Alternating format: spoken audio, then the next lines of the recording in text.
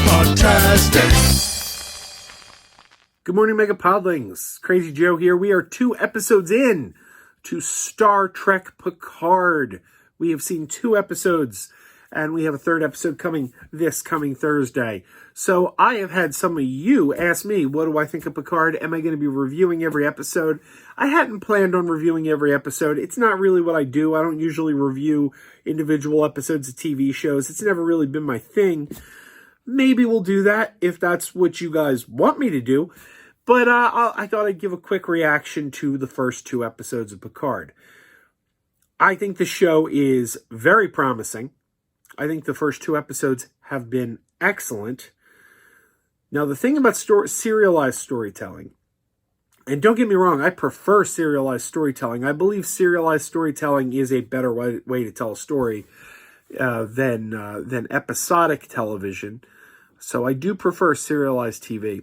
But the thing about serialized TV is sometimes I feel like you have to see it complete. You have to watch the whole season before you can have a real good, strong opinion on it. Because yes, it could be good now, but they could drop the ball in the last couple episodes and the story could end up going nowhere. So we're going to have to wait until episode 10 before I give you a real good, strong idea of where Picard falls for me. But what I will say about the first 2 episodes is this. I think they've done an excellent job of being just nostalgic enough.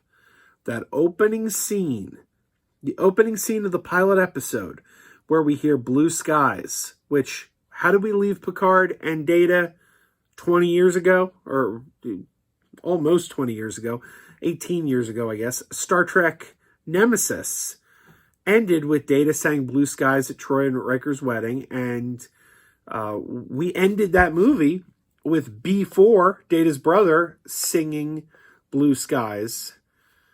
That's how we last left these characters.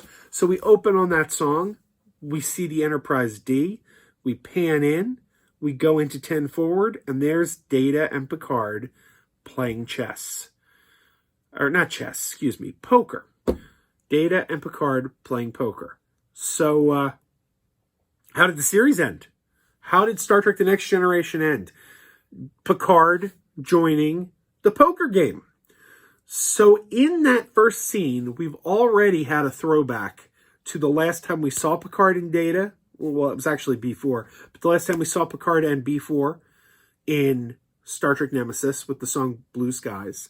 And now we're cutting in and we're going right to how we last left Picard in the final episode of the series, playing a game of poker with his friends. Really, really nice touch of nostalgia there. And then we transition into brand new storytelling. The story we get, again, has traces of nostalgia. They don't mention her by name, but the story, and we're going to have spoilers for Picard here. If you haven't watched Picard, we're going to get into spoiler territory. I warned you. If you're still here, I warned you. But the series is about a girl who appears to be Data's daughter. And we all know Star Trek The Next Generation, Lal, from the episode The Offspring. Data's tried to build a daughter before. It didn't work out.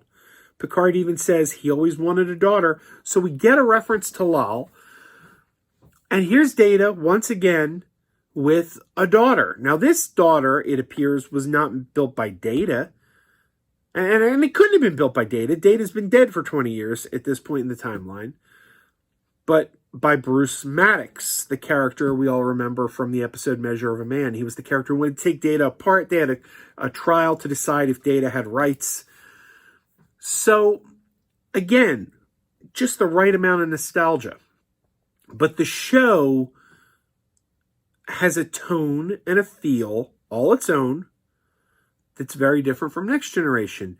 It feels a little more somber.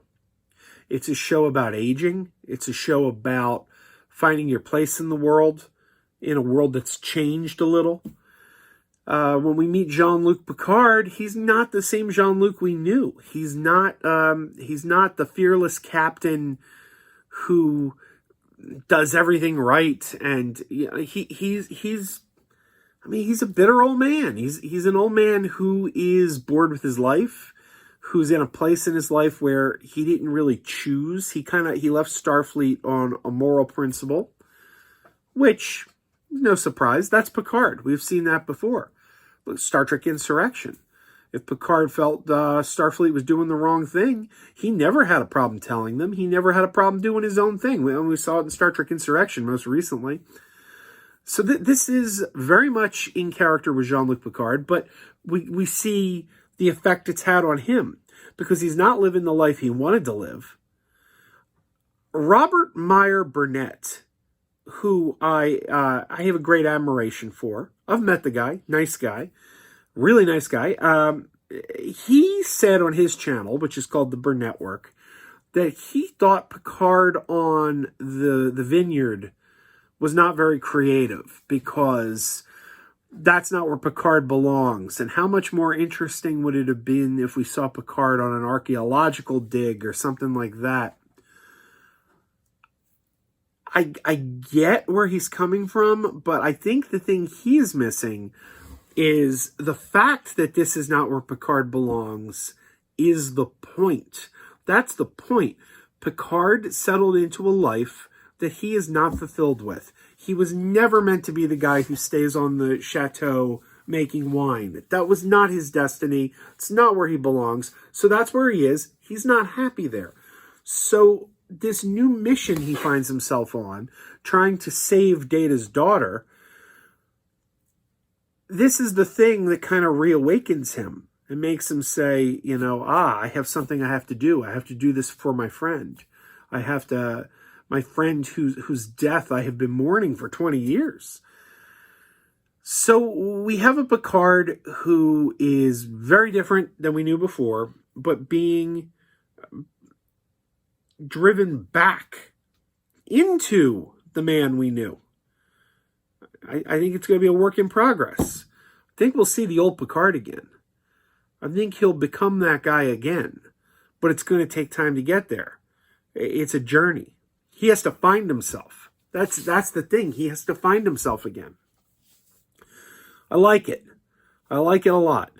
It feels nostalgic and modern all at once.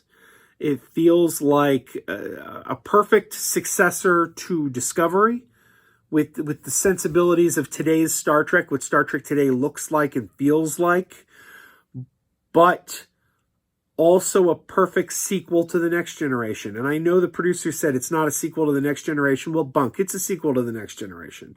Sequentially, it's a show about the star of The Next Generation that takes place sequentially after The Next Generation. By definition, that is a sequel to The Next Generation. So it manages to be that sequel to The Next Generation, but without retreading old ground. It's new, it's fresh, but it's also nostalgic. One area I take issue with is in the second episode, they drop not one, but two F-bombs. The no-no word, the R-rated word that people like Kevin Smith and Quentin Tarantino love so much, it gets dropped twice. Not by Picard, but by an admiral and by a Romulan, which is really ridiculous because why would a Romulan be using Earth profanity? It just, why not give us a Romulan curse word? That would have been more creative. But I don't like that. I don't like these F-bombs in Star Trek. They feel very, very, very, very out of place. And I've seen people say things like, oh, it's just a word. It's just a word. Who cares? Well, I'm sorry. It's not just a word. It's not just a word. And if you think it's just a word, maybe it doesn't offend you. And that's fine. But we got to be honest here. We can't be dishonest here. It is a word that for decades, you didn't say it in public. Times are changing. Society is different today than it was like when my parents grew up. In my parents' era, you never said that word. Like my dad would, my mom would never dream of speaking that word in public. That wasn't. It was something you didn't say. Now times have changed, and I recognize that times have changed. But that's a word that a large portion of your audience is going to be offended by. So why do it? That's the question. Why do it? And I've seen people say, doesn't bother me. Okay, that's fine. I'm not discounting your opinion. If you think it doesn't bother you, that's fine. It's your opinion. But ask yourself this. Would the episode have been weaker if it wasn't there? If that word had not been spoken and you had the same exact story, same exact everything, except that word wasn't there, would you have walked away and said, you know what would have made that episode better? If someone dropped this word. I say no. It doesn't improve the episode at all. And if it doesn't improve the episode, if it doesn't have to be there, then why are we putting it there? Now, if you're watching a Martin Scorsese movie like The Irishman, or you're watching a Quentin Tarantino movie, look at the characters that are using that dialogue. These are characters you expect to be saying that word, characters who are hitmen, they kill people, Those are the kind of characters who are going to say that word because they're not going to censor themselves. The guy who's going to have no qualms about taking someone's life isn't going to stop to say, well, better watch my language, So it makes sense. They also take place in different time periods where people, speak like that. However, Star Trek does have a 50-year history. And in that 50-year history, no one has ever, ever, ever, ever said that word, with one exception, that being the episode of Star Trek Discovery from season 1, where they dropped that word twice.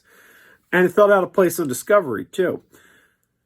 It feels like they're on a streaming service, they can do things, and they're so enamored with the fact that they can, that they're not stopping to think about if they should. It feels, when you have a 50-year history in this franchise, and only twice have we ever heard that word, it makes you very much feel like, well, this isn't something they say in that time period. This is not a word that is spoken in that time period because we've never heard it before. If they said that, how come we've never heard it before? Now, the real answer is because you wouldn't say that on network television.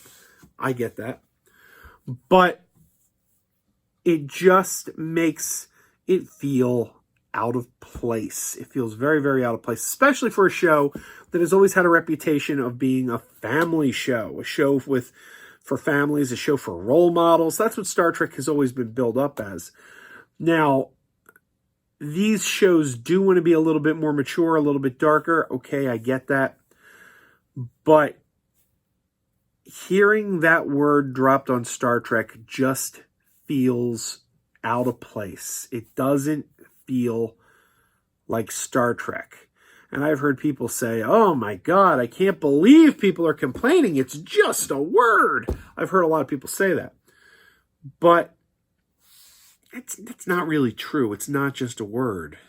It's a word that has deep societal impact. You didn't speak it on television. Children who would dare speak that word would find themselves punished. It was automatic, like you said that in a movie, R rating, no children under 17. You always said you could squeeze one out in a PG-13. I don't think there's a hard and fast rule, but they say you can get one in a PG-13 movie. But you can't ignore these things.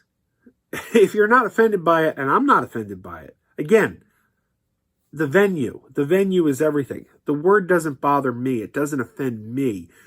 It doesn't feel right in this instance. It's fine when I'm watching Pulp Fiction. It's fine when I'm watching Clerks. It doesn't feel right in an episode of Picard. And I find it shocking, actually, that so many people don't have an issue with it. But that's my only complaint, really. That's really my only complaint. And I hope as we go forward, they don't continue with dropping F-bombs left and right, because it does feel forced. But other than that, I really like the show. I like everything about it. The new characters are interesting. It's building a mystery that I can't wait to see where it is going. I'm along for the ride. I'm fully engaged, as they say, and I'm excited. Let's go forward. Look forward to seeing how this all ends. So thank you. If you do want to see me do episode by episode reviews, it's not out of the question, but I've never done that for any TV show before, episode by episode reviews. You know, if ever I was going to do it, obviously Star Trek is my thing, so I'm open to it. Let me know, and keep wearing those pajamas. Keep wearing those pajamas with the plastic feet. Keep wearing those pajamas. Tell everyone you meet. Keep wearing those pajamas with the back door flap. Keep wearing those pajamas. Don't open, it's a trap. Oh no, it's a trap. Some people call them PJs, some people call them jammies. They can come embroidered with big money and no whammies. They can have 100 tiny commander pajamas, but no matter how they look, just keep on wearing those pajamas. Keep on wearing those pajamas. Keep wearing those pajamas. And now we're having fun. Keep wearing those pajamas. And now the song is done.